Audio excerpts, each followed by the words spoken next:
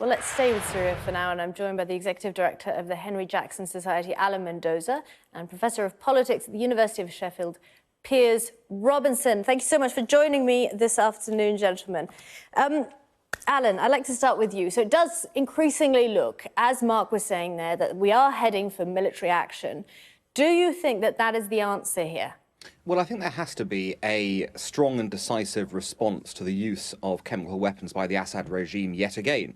I mean, you've got the situation here where this is, infraction number X in terms of the number of times chemical weapons have been used. You are legitimizing their use in international warfare anywhere if you don't take a serious response now. The only response that is possible in this case is to make Assad think twice or three times about using chemical weapons again, and that requires a serious military option in order to put him back into his box on this issue.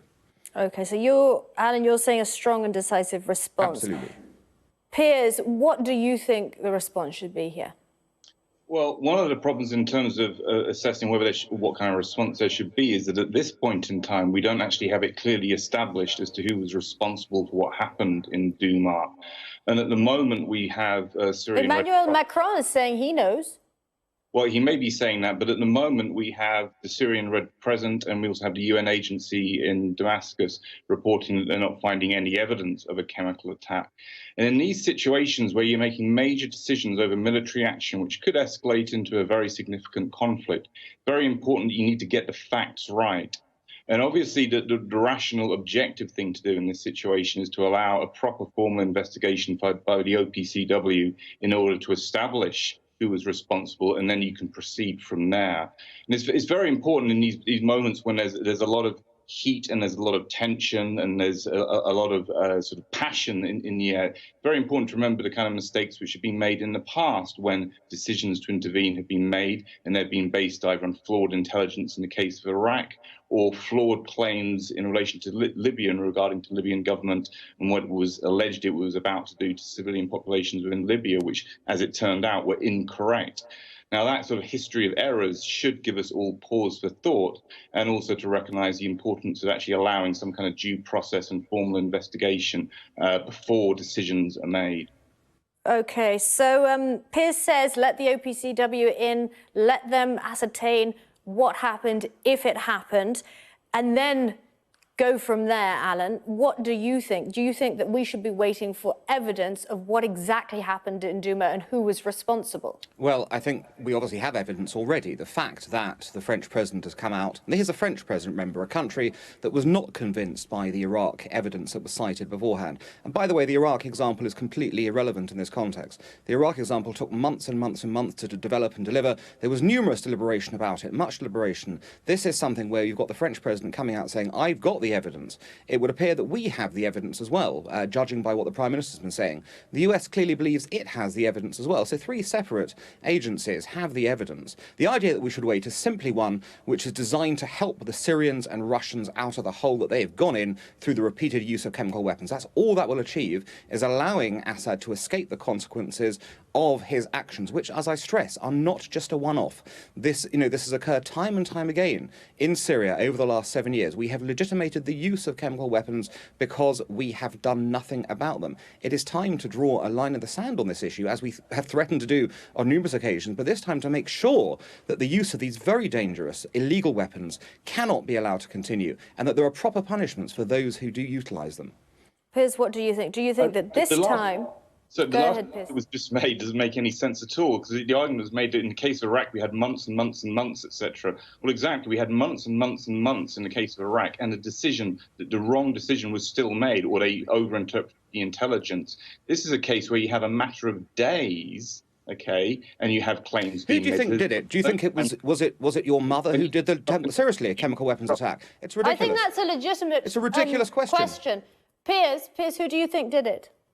I think at the moment we have to allow the OPCW to investigate in order to establish who is responsible. What we do know is that Jaish al-Islam have been in possession of chemical weapons, and they have used them before. And this, of course, was a militant group which was in Douma. So we have a group who is actually on the ground there who have been known to use chemical weapons before. And as the Syrian Arab army has been moving through Ghouta in the last few weeks, they have been finding chemical weapons depots and so on. So it's eminently reasonable to keep a very open mind as to who is responsible for this. Now, if you want to proceed by simply rushing to judgment and not allowing a proper investigation to occur, then you leave yourself vulnerable for making catastrophic foreign policy errors, which we've seen before. So we really need to just be a little bit calmer about this and a little bit more objective and allow a proper investigation to occur so we can actually get to the bottom of who was responsible for what happened in Douma at the weekend. And if we're not doing that, then we're simply, I think, just rushing to judgment, exploiting circumstances for broader political goals, and the broader political goal, I suspect, will be those who are motivated to try to increase the intervention, increase the escalation, or escalate to a much bigger intervention in Syria. Those are the ones who are shouting loudest, I think, to sort of go. What advantage would people have on increasing the military intervention in Syria, Piers? Well, if they increase, then we know the situation that we're in Syria. We know that the West has ended up with its allies, Gulf state allies, backing militant groups within Syria. And we know also that Russia and Iran now are heavily involved in the conflict. Now, if there's a decision to escalate, then obviously we can potentially come into a direct confrontation with Russia. So that takes you into a much bigger conflict. But even before that, as is widely understood now, the West has wound up backing and supporting militant extremist groups. And so if the goal is to go in and to try to degrade the capability of the Syrian government, to take it out, to allow these militant groups to take over, then you're going to create a much worse situation for the Syrian people than you have at the moment. And again, we have recent historical examples, Libya being one of them, which clearly should give us pause for thought at this point in time before launching the missiles. Alan, what do you say? What do you say to Piers' assertion that if we do go in, if there is a military strike, we'll just be supporting the likes of Jaish al-Islam? I just think what you heard was absolutely appalling. You've heard someone come on national television defending a dictator who has murdered over 400,000 people in his country and suggesting that the outcome could be worse if that dictator was not there. We have a reality. The reality is that we have the butcher of Damascus, Mr. Assad, who for 7 years has turned his country into waste. He has committed war crime after war crime, acts of genocide in some instances. He has broken international norms of behaviour. And you have someone coming on television defending him, suggesting that it could be worse. I have to tell you, it's a shameful argument to make, and he ought to be ashamed of himself for making it. Alan, let me ask you then, who would be put in place of Bashar al-Assad? By asking that, I don't think that you can argue that you are being an apologist for what Bashar al-Assad has done in the past. But if he was removed, who then would be put in place? Well, no, I think you are very much being an apologist for what he's done in the past. Note there was no attempt to cover that fact, no sort of cover on that. What you're hearing is a lot of propaganda from someone who clearly has a vested interest in some way, shape or form in the maintenance of that regime. Now, not a personal one, but a political one, clearly. What you would end up having, quite clearly, you're quite right to ask the question, what happens if you go down the path of regime change? And it is quite right and legitimate to make the argument in terms of Iraq that this was not thought through. Absolutely correct. What you have to do is get to a political settlement point. But to get to a political settlement point, the conflict you ought to be looking at is not Iraq, but Bosnia in the 1990s. Bosnia had a very brutal international stroke civil war, depending on how you saw it.